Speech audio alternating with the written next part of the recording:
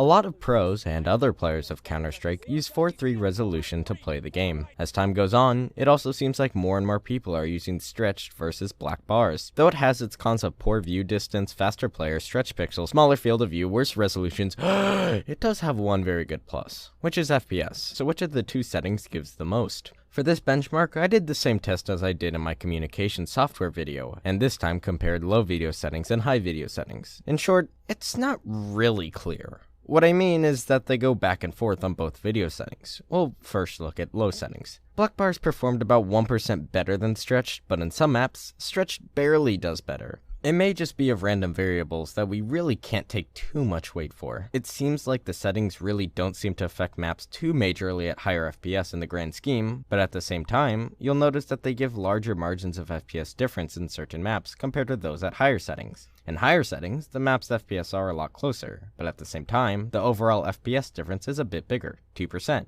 because the FPS overall is lower. Again, sometimes the maps exchange who is the leader versus the other benchmark I did for FPS where it did have a clear leader, so we can't really draw a conclusion to who gives the better FPS. In the end, if you switch to 4:3 for better performance, you should choose the one that is easier to stand, as the FPS difference doesn't seem to be major. I'd personally recommend for someone switching from 69 to 4:3 to use black bars, as the mouse movement is more similar to 69, but both are terrible anyway.